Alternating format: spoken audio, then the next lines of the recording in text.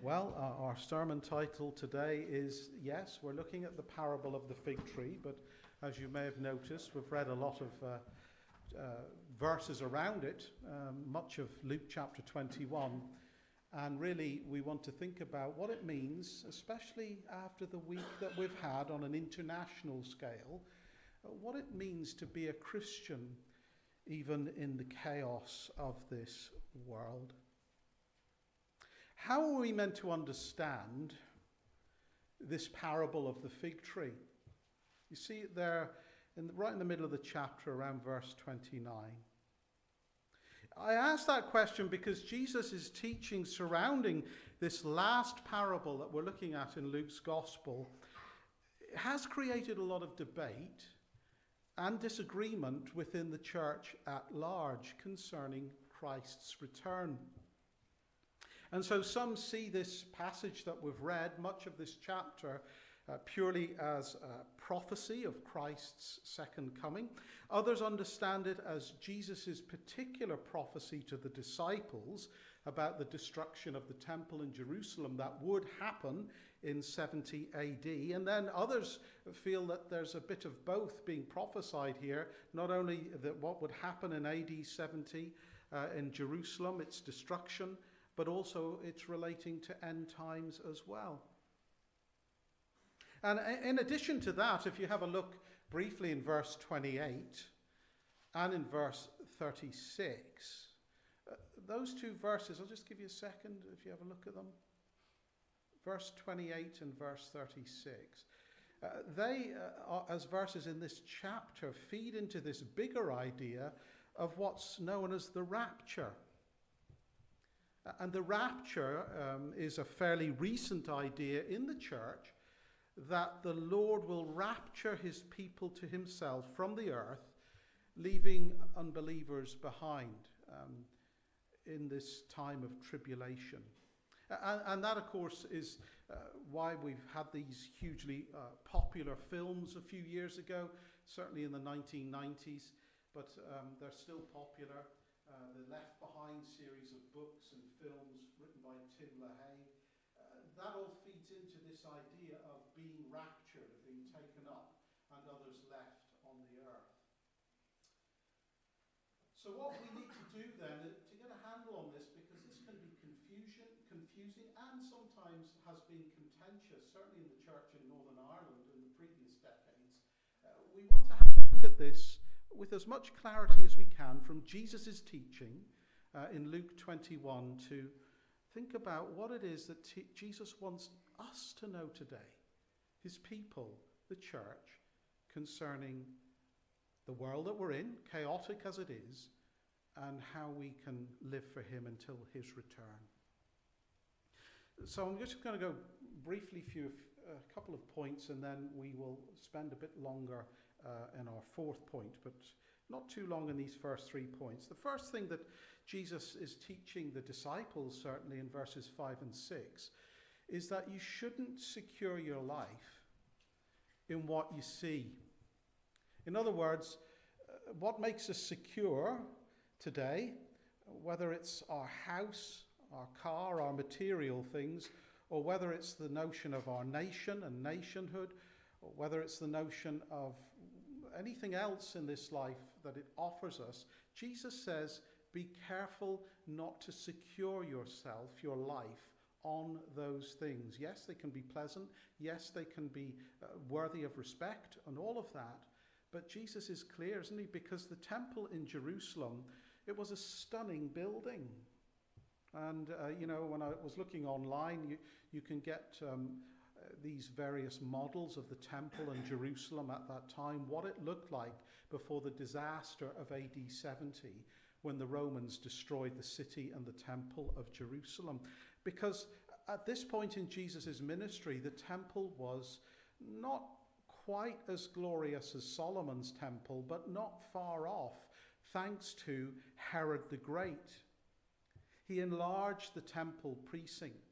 He enlarged the buildings. He beautified them even more. And that's why we read about the disciples commenting on the beauty of the buildings as they walk through the temple precinct. The temple was adorned with beautiful stones and with gifts dedicated to God. And if we were there with Jesus, I'm sure like the disciples, when you're in Barcelona, maybe at that Hagia Sophia Cathedral, or if you're in Rome, all you can do is gasp. Wow, look at this. And that's what the disciples are doing. But Jesus retorts with a warning. He says, as they're admiring it, he says, hold on, guys. This is only temporary.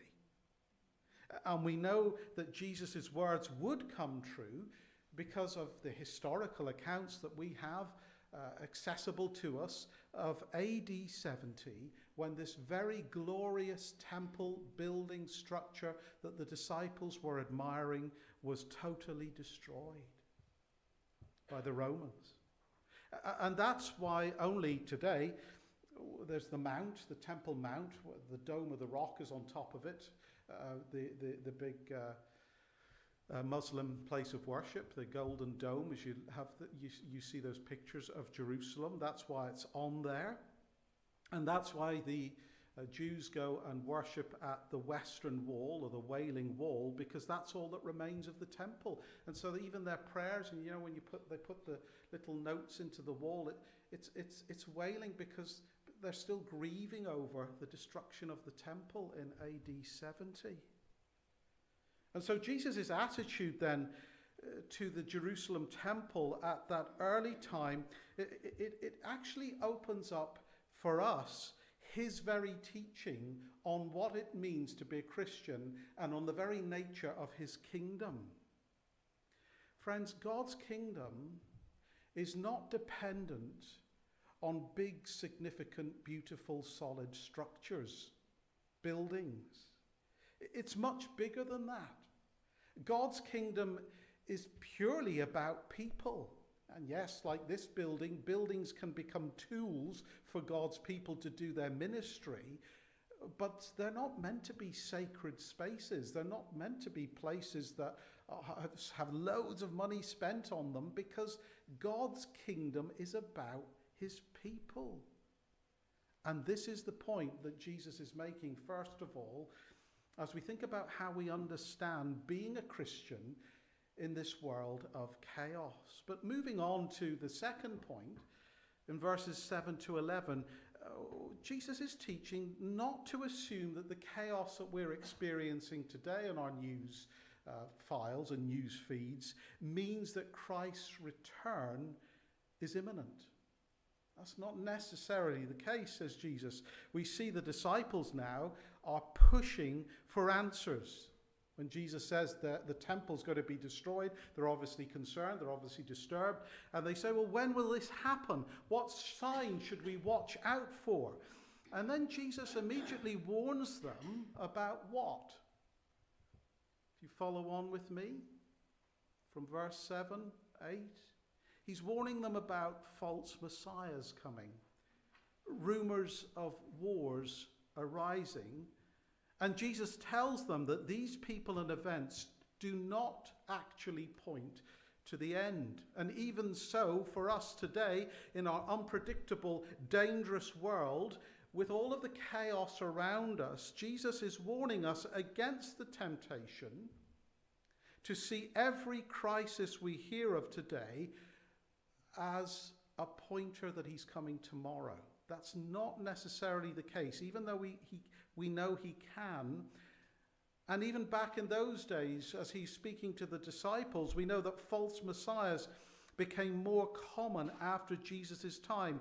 It was common in the first century for people to mimic or try and mimic what Jesus was and said and became. It became a common issue.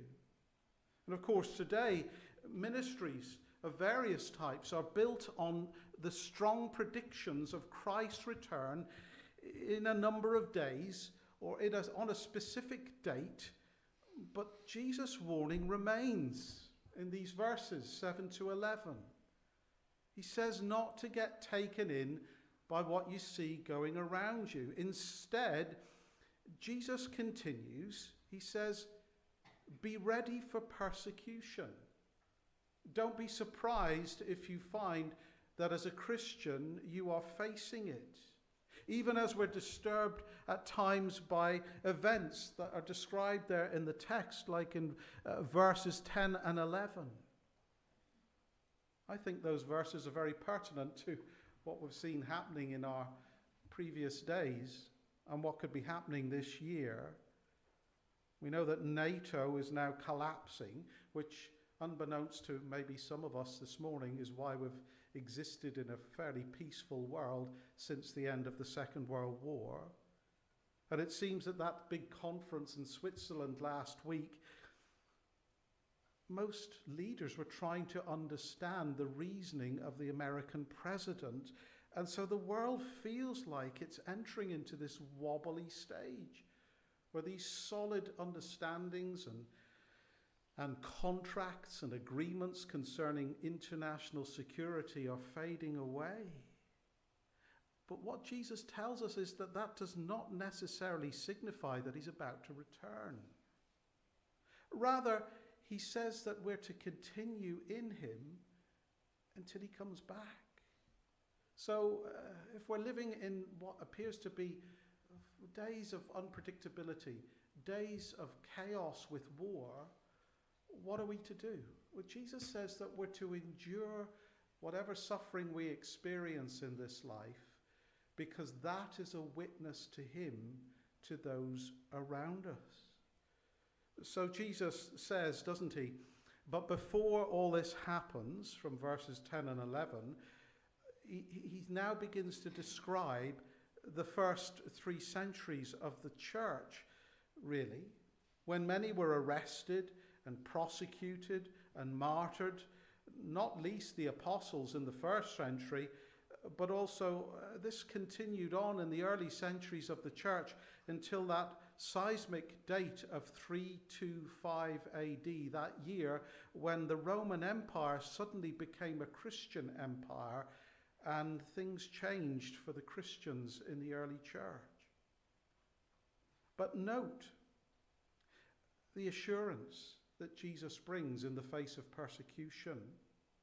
Even in the worst of times for the early church, we read this promise of verses 14 and 15.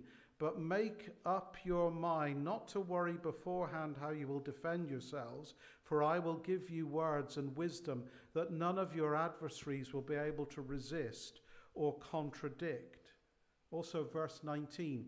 By standing firm, Jesus tells the disciples and all of those who would suffer in his name, especially in that early period of the church, by standing firm you will gain life. That's the promise of Christ. The Spirit will guide them and us if we face persecution. Christ's people, by staying faithful in the experience of suffering, will be saved. They will not perish. In other words, they will not be condemned to hell. They will be with Christ forever. And you see, Christ is challenging his disciples then in this chapter not to worry when it feels like the bottom's falling out of the world, their world. Not to fight over when the world will end then. Not trying to predict down to the very date as to when Christ will return because of the things that are going on in the world. That is not our focus as the church. Christ says, rather, think about how you should live in the unpredictable state of the world that we're in. Yes, we know that the world is going to end, but our focus is not to be on when that will happen. Our focus, says Jesus, is to stay faithful to him. So today, this passage is not, and these are Jesus' words, this passage is not clear about the timing of when the world ends, because Christ is rather, as he answers their questions, those emphatic questions of when is this going to happen, when is the temple going to be destroyed, Christ rather emphasizes his call on all his people across the history of the church to live in readiness for his return. Now, if he hasn't returned yet, friends, Simple maths tells us, and probability, that his return becomes more imminent with each passing year. And just as those disciples in the first century lived with an attitude of readiness, which ended up costing their lives under the Roman state, we need to live like that today. An attitude of readiness, knowing that he can return. Now, this last or bigger point, as you can see, it's going over through 18 verses. We want to reflect on then what that looks like. Living a life in his likeness, in the light of his undisputed coming. The scriptures are clear.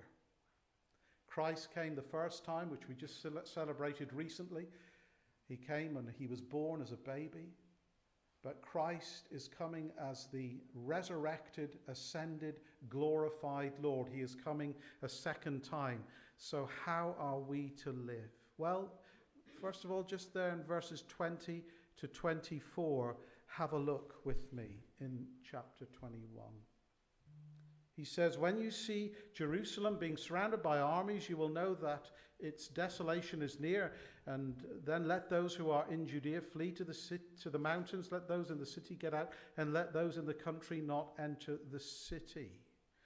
Now, I want you to remember as we read these verses who Jesus is addressing as we get into verse 20.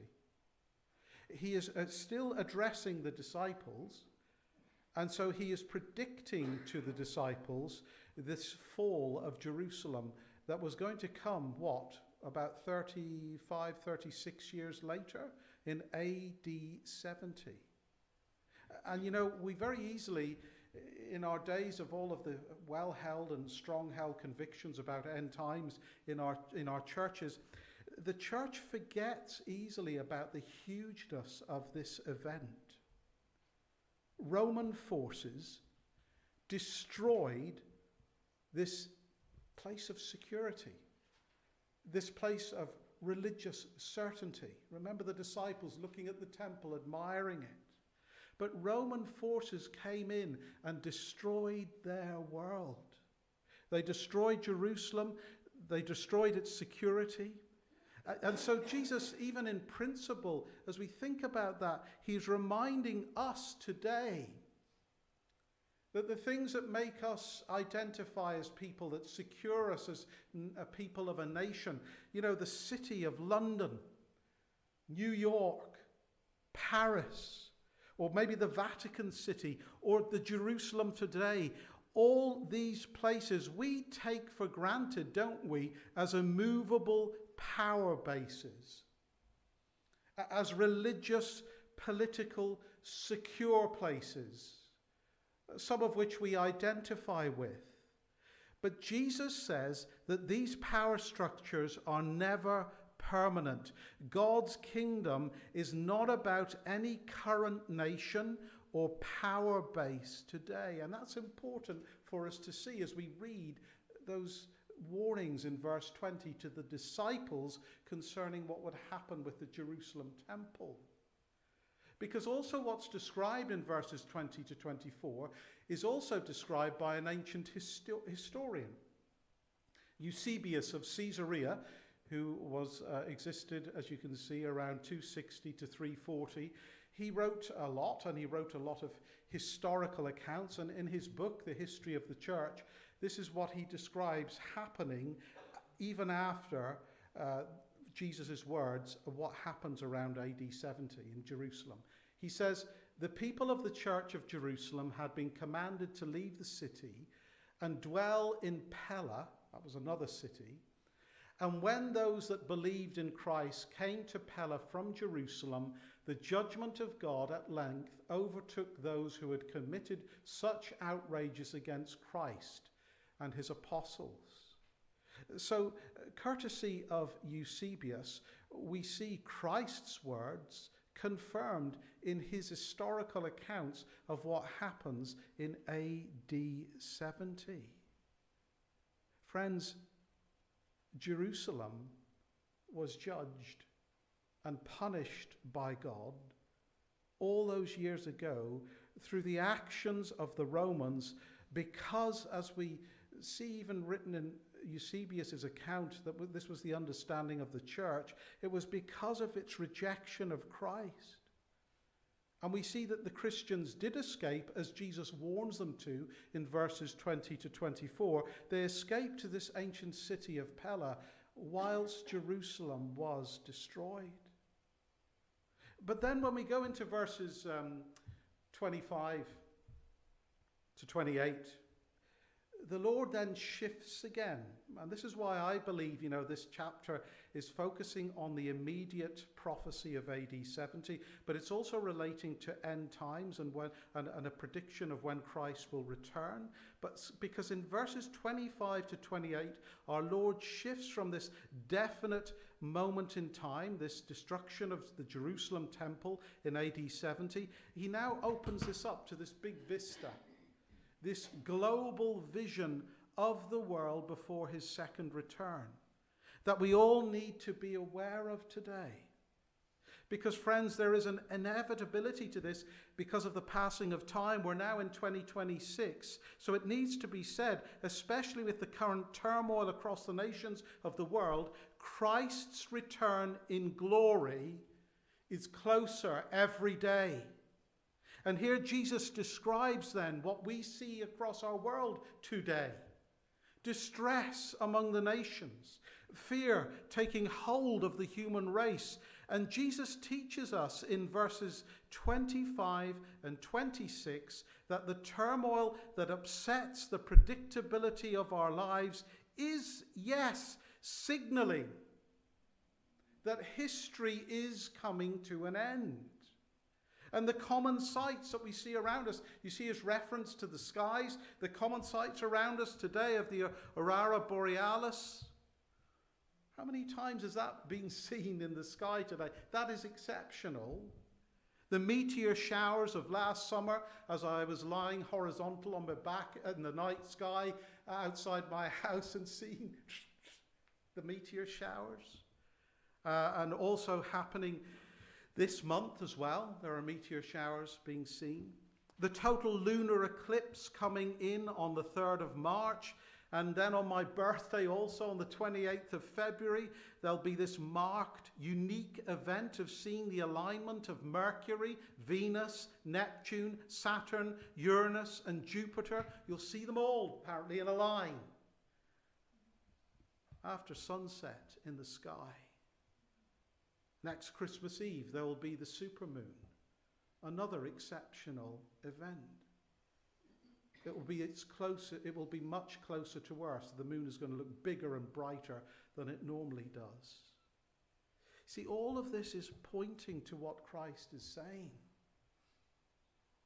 Christ is reminding us, his people, he's reminding this world of his promised return. And I believe, yes, that he can return at any moment when you think of all that's going on and all that's in the night sky.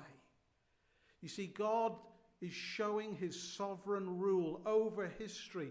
And friends, in the midst of our materialism, in the midst of our needs and wants and pity parties, do we forget that huge, glorious perspective to the day-to-day of our lives? Look at verse 28 with me.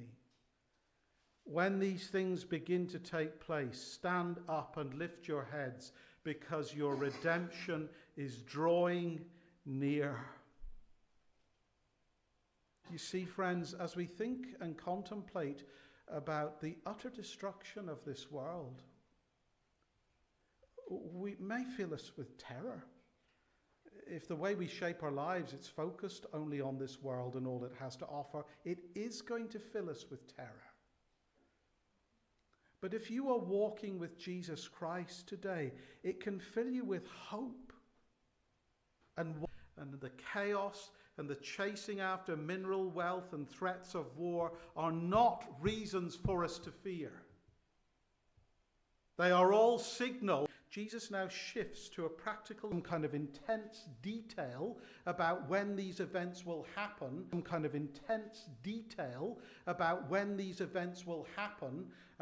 who the Antichrist is, and all of those kind of questions, that none of us have really a clear answer on, although people will argue for a particular Antichrist and all of that. What does the Lord do instead? He's teaching us again in parables. He's teaching his church, and it doesn't have detail, but it possesses truth nonetheless, because this is God's word. He calls you what? He calls you and me to be spiritually prepared for a sudden return of the Lord of glory. That's it. And through the parable of the fig tree then, verses 29 to 31, Jesus simply teaches us that just as budding leaves signal the arrival of summer, and I notice that now in our garden year after year, the seasons, maybe it's to do with getting older, I don't know, but I just like to see those little buds appearing and the prospect of growth and colour and beauty. You can see it and it gives you a bit of hope and yes, summer's coming. That's what Jesus is saying here. He's saying take note of the budding leaves in the world today. So the chaos and all the things that he's described previously going on in the world, nations rising up against nation, all these things he's described going on in the world, and the persecution of his people we see in our changing world today, they are all indicating that his return is always near. So how are you living today? Is your nose touching the screen of your phone most hours in the day? Or are you awake to his imminent return? Are you alert? Are you a mature follower of Christ today, keeping this truth in perspective as you go through each day? Look at verses 34 to 36 with me. Be careful then of your hearts, or your hearts will be weighed down with all of the chaos of the world, he's saying. Be careful that you don't go to the wrong roads to deal with the stress produced by the chaos. You understand? So he's saying, in light of all that's going on, be careful, or your hearts will be weighed down with dissipation, drunkenness, and the anxieties of life. And that day, when I return, it's going to close in on you unexpectedly like a trap. So Jesus is getting practical now. He's applying the truth of what he's already said about the world and about his people to how we should live. And this then is what spiritual alertness looks like. Jesus is giving us the inside track here. He's helping us interpret all the chaos we see around us in the world today. And he says it's meant for you to be spiritually alert as you see these things. And Jesus warns, doesn't he, against three things that can disrupt and distract and dull our alertness to his return. And of course there are more things, but he centers on three particular things, doesn't he, in verse 34. He warns the Lord's people, his people, against carousing. You know what that is? Reckless living. When we started our study last week, I met somebody there in Balik who said that she was disturbed that she's brought her children up in the faith and they're going to all the SUs and all of that. But she was saying that her daughter was saying, yeah, everyone goes to the SU, but then they go and get drunk. They go out for the night. And they do this and that. And it's almost as if they're living these kind of double lives, or they're certainly not living lives that reflect what it means to be in Christ. And Jesus warns against that here, doesn't he? He says, if you're going to be alert to the fact that I could return at any moment, you need to live sober, righteous lives, not going with the flow of the uni, not going with the flow of your peers, Not saying that you don't socialize. We can't stop people from doing that. That would be wrong. But we have a responsibility before Christ as an individual believer, no matter what our peers are doing. And I say this to all of us as adults as well. We need to be careful how we live. Because if we start getting into that habit, we become blind to the reality of Christ's return. He gets more specific, doesn't he? Drunkenness. You know, this subtle thing that happens in our generation across the church, where it seems to be more socially acceptable for some to drink and others who prefer not to. And it is ultimately a conscience issue in the church. But here's the trap of it. It may become a nice middle-class pursuit, but it can very rapidly and subtly become a habit, an addiction, something that dulls the senses, keeps our eyes off Christ and his imminent return. And we see another warning, don't we? The anxieties of life. And the role in the church of pastoral responsibility, along with not just me. I believe in pastor to pastor, member to member ministry in the church. But we know that, don't we, that we deal with the ups and downs of life, and there are a lot of anxieties of life, and there are great hurts that people experience, and strife in relationships and self-obsessions. But these things, we need to be careful how we hold them. Because if they become our idols, they distract us again from our spiritual alertness to being ready for Christ's return. And so these distractions, whether from a love of self or faithless worrying, they will knock us off the goal of every believer. The focus we are called to as his people. We are to live lives, friends, of watchfulness, avoiding sins that will weaken our resolve to follow him, to stay alert. Why? Why this call to spiritual pilgrim alertness? Well, he says it very clearly, doesn't he? Because nobody knows when he will return. It will be like a thief in the night, or as he says here, it will be this Venus flytrap closing on humanity in all of its unexpectedness and shock. But for those who then resolve to remain faithful, we'll be ready to see his face, to see him as he really is, and to be changed in a flash. And Christian, this is what we are to be. Verse 36, for it will come upon all those who live on the face of the whole earth. Jesus tells us then not to run and hide from the fears that we see on our newspapers today, not to become vigilantes and build bomb shelters and abuse immigrants. We are to remain on message, to be his loving representatives in this world, which currently is changing fast. Changing really fast. We're to stay focused on him. Nearly done. Verses 37 and 38. Luke concludes this section, if you like, with an application of what it looks like to live a life of spiritual watchfulness. And look, it's in the person of Jesus himself. We see the pattern of his life, this godly living as God's subject in a chaotic world. What did he do? Verse 37, 38. It's simple, isn't it? It was disciplined. It was sustained. He served God in the day, and he rested in him at night. That's it.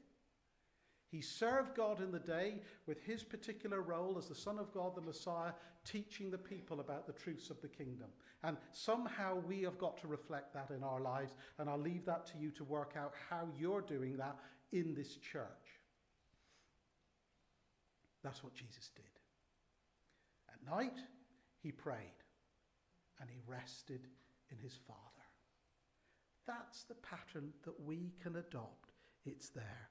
Watching, praying, living out the gospel daily. So, back to a question before we finish.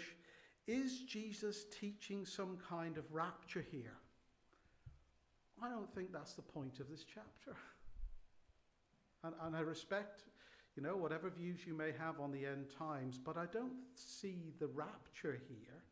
I see an instruction to Christians as to how to live in a world that's chaotic and will end with Jesus' unexpected return. So, in conclusion, what can we take away from this passage this morning that we can apply to our lives? Well, I would say briefly,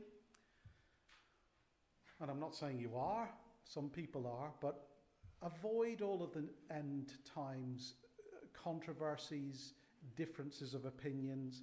If you think somebody's an expert on the end times, be wary. Be wary, because at the very least, it suggests that they're not focusing on what they should be focusing according to Christ's teaching. That is, their lives, how they live, holiness, preparedness for him. So we don't need to run after conflicting views on end times. Rather, we're to be faithful. Second, trouble should not surprise us in this world, because that's the way this world is. And so we increase, rather, our faith in God in the way we endure suffering. Lastly, prepare yourself. Keep preparing yourself. Be ready. And with all of the developments of last week, I think this is a timely passage from the Lord to this church today, that we work on being ready. Rather than panicking or getting depressed or feeling insecure, work on getting ready to see him. Amen. We're going to close our time with a hymn. And actually, it's a great hymn to finish on when we think of what we've been looking at. We will feast in the house of Zion. We stand and sing.